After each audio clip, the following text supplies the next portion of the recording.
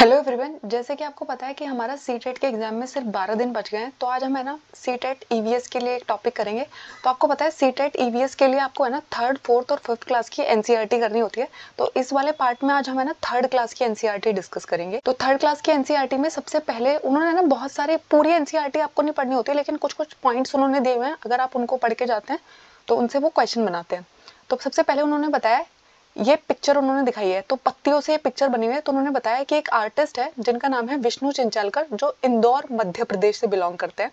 और वो है ना सूखी पत्तियों से, है ना गिरी हुई पत्तियों से, पेड़ से जो पत्तियां गिर जाती है उनसे है ना बहुत सुंदर पिक्चर्स बनाते हैं। जैसे उन्होंने ना रैट की शेप बनाई हुई है।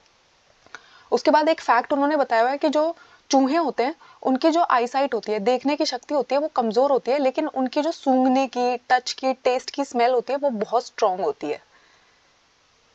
उसके बाद है ना यहाँ पे है ना डिफरेंट डिफरेंट जगह के बच्चे बता रहे हैं कि उनके यहाँ पे क्या खाया जाता है। तो हांगकांग से जो बच्ची है वो कह रही है कि हम है ना रेस्टोरेंट जाते हैं, लिंग हू फैन नाम की डिश खाते हैं, जो किससे बनी होती है, सांप से बनी होती है, स्नेक से बनी होती है।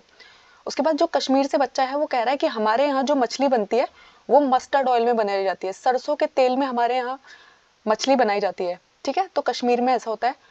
गोवा में क्या होता है, गोवा से जो बच्चा बिलोंग करता है वो बोल रहा है कि मेरे यहाँ जो मछली बनाई जाती है वो कोकोनट ऑयल में बनाई जाती है। आपको पता है ना गोवा वाले एरिया में ना बहुत ज्यादा कोकोनट उगता है, तो वहां पे जो फिश बनाई जाती है वो कोकोनट ऑयल में बनाई जाती है।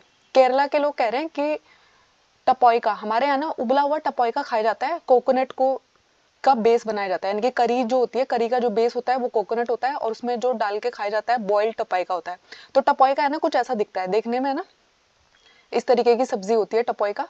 तो आपको है ना वो है ना मैच दी फॉलोइंग दे देते हैं यहाँ से। ठीक है, तो आप सोचते हो कि हमारे घर पे भी सरसों की बनती है और हो सकता है आप कश्मीर से ना हो, तो आपको है ना एनसीईआरटी के अकॉर्डिंग चल रहा है। ठीक है, आपको इसमें जिद नहीं पकड़ लेनी है, वो जो उन्होंने बताया आपको वही आंसर करना है। तो अगर कभी उनकी तरफ से क्वेश्चन गलत होगा तो आप है ना एनसीईआरटी के बेसिस बता सकते हो कि एनसीईआरटी में ऐसा लिखा हुआ था इसलिए हमने ये आंसर मार्क किया है। ठीक है, तो हांगकांग में स्नेक से बनी हुई डिश खाई जाती है, कश्मीर में मस्टर्ड ऑयल में कुक्ड फिश खाई जाती है, गोवा में कोकोनट ऑयल में कुक्ड फिश खाई जाती है, और केरला में बॉइल्ड टपोइका खाया जाता है। उसके बाद जो मैना होती है ना, मैना वो अपनी जो गर्दन को है ना बैक एंड फोर्थ एकदम से है ना एक झटके में ना बैक एंड फोर्थ घुमा सकती है। ये एक फैक्ट है, आपको पता होना चाहिए। उसके बाद उल्लू के बारे में उन्होंने बताया कि जो उल्लू होता है ना वो अपनी नेक को है ना बहुत हद तक पीछे मोड़ सकता है। अगर आप अपनी नेक को पीछे मोड़ने की, अपनी गर्दन को पीछे मोड़ने की कोशिश करोगे ना तो एक कुछ डिग्री के बाद है ना आप नहीं मोड़ सकते, वरना दर्द होने लग जाएगा।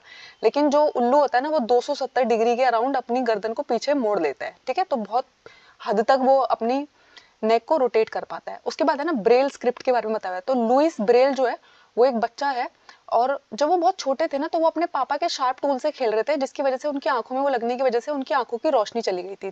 तो लुइस ब्रेल ने ना एक, लेकिन उन्हें पढ़ने का बहुत शौक था, तो उन्होंने ना एक ब्रेल स्क्रिप्ट बनाई, जिसकी वजह से ना जिन लोगों को देखने में दिक्कत होती है वो पढ़ पाते हैं। ठीक है, क्योंकि इसको आप टच करके पढ़ते हो, ब्रेल स्क्रिप्ट जो होती है उसको टच करके पढ़ा जाता है।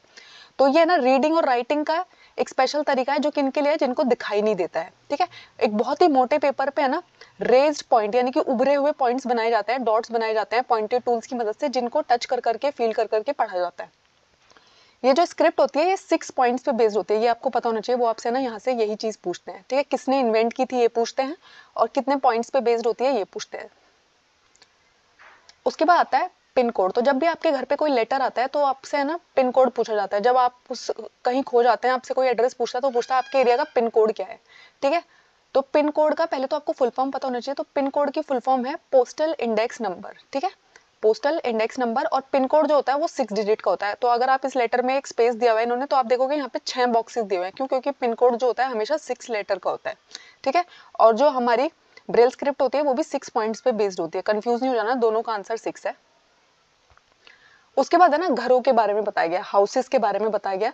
तो मोलन विलेज से एक बच्चा आया है जो असम में है, मोलन विलेज। उसने बताया कि हमारे एरिया में ना बहुत ज्यादा तेज बारिश होती है। ठीक है, बहुत ज्यादा बारिश होती है, इसलिए हमें ना घर एकदम जमीन पे नहीं बनाते, 10 to 12 फीट ग्राउंड से ऊपर हम घर बनाते हैं, बैम्बू पिलर्स के ऊपर हमारा घर खड़ा होता है। ठीक है, क्योंकि वहां पे बहुत ज्यादा बारिश होती है, और सारे घर जो होते हैं वो मोस्टली लकड़ी के बने होते हैं।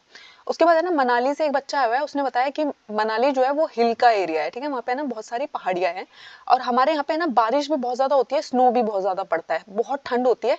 ठीक है, और हमारा जो घर होता है वो पत्थर और लकड़ी से मिलकर बनाया जाता है, और स्लांटिंग रूफ होती है। स्लांटिंग रूफ हम उसको कहते हैं जिसपे ना कोई भी पत्थर पानी गिरेगा वो थोड़ी देर के बाद है ना फिसल के नीचे गिर जाता है। ठीक है, जैसे हट आप सब अपनी ड्राइंग्स में बनाते हो ना, उसको हम बोलते हैं स्लांटिंग रूफ। उसके बाद है ना एक बच्चा है राजस्थान से, वो कहता है हमारे यहाँ पे ना बारिश बहुत कम होती है, ठीक है, बहुत ज्यादा गर्मी पड़ती है, इसलिए हम क्या करते हैं मिट्टी के घर बनाते हैं और अपनी जो मिट्टी की दीवारें हैं उन पे है ना मड को प्लास्टर कर लेते हैं और जो छत होती है वो थॉर्नी बुशेस की बनी होती है, जिससे है ना हमारे घर में बहुत ठंड रहती है, ठीक है, क्योंकि बहुत गर्मी है, बाहर बहुत गर्मी है, तो मिट्टी जो है वो बहुत ठंड प्रदान करती है।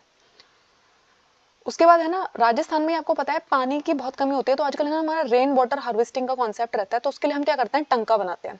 तो क्या होता है छत पे आके पानी गिरा, पाइप के थ्रू है ना वो अंडरग्राउंड जो एक टंका आपने खोदा, यानी कि मिट्टी का आपने है ना एक गड्ढा खोदा, उसको आपने ना सीमेंटेड करा लिया, उसमें सारा पानी स्टोर हो जाता है और जब आपको जरूरत हो आप उस पानी को इस्तेमाल कर सकते हैं। इसको हम क्या बुलाते हैं टंका बुलाते हैं।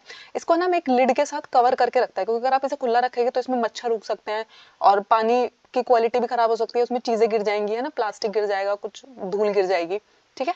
तो जो ऐसे घरों की छत होती है वो थोड़ी सी स्लोपिंग बनाई जाती है ताकि बारिश का पानी आराम से टंका में जाके स्टोर हो जाए।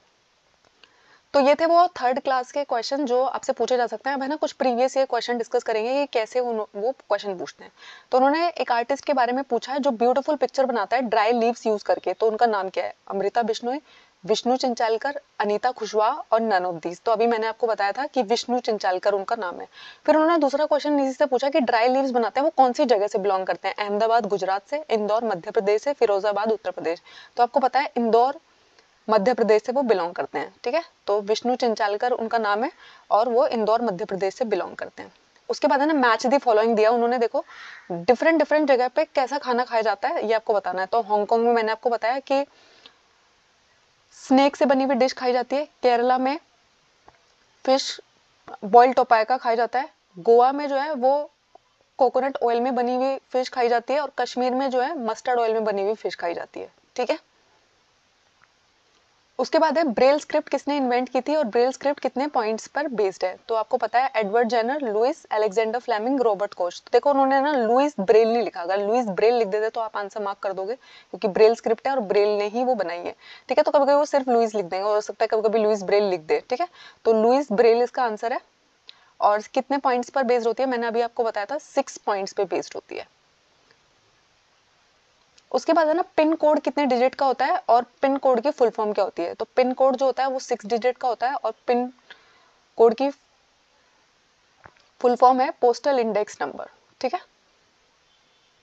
उसके बाद है ना घरों के बारे में क्वेश्चन पूछा गया मैच दी फॉलोइंग, ठीक है। तो उन्होंने बोला कि बैम्बू पिलर्स पे कहाँ पे घर बनाए जाते हैं 10 से 12 फीट ग्राउंड से ऊपर, स्टोन का घर कहाँ पे बनता है जिसकी स्लांटिंग रूफ होती है, और थिक मड वॉल जिसकी जो छत होती है वो थॉर्नी बुशी से बनी होती है, ऐसा कहाँ पे होता है? तो आपको पता है कि बहुत ज्यादा बारिश होने की वजह से असम में 10 to 12 फीट ग्राउंड से ऊपर घर बनाए जाते हैं, बैम्बू पिलर्स पे रखे जाते हैं वो घर, असम में होता है ऐसा। जहाँ पे स्लांटिंग रूफ होती है ऐसा मनाली में होता है, ठीक है। और थिक मड वॉल वाले घर कहाँ पे होते हैं? राजस्थान में होते हैं। थैंक यू, आई होप आपको इसमें कोई डाउट नहीं है। नेक्स्ट क्लास में हम 4th क्लास की एनसीईआरटी को देखेंगे।